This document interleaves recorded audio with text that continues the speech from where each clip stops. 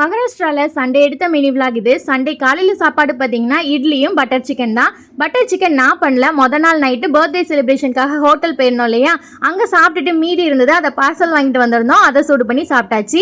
இன்னைக்கு மீன் வாங்குற பிளான் தான். என்னால் இருக்கிறதுலே ஒரு பழைய சுடிதார் எடுத்து போட்டு மீன் மார்க்கெட் போயாச்சு.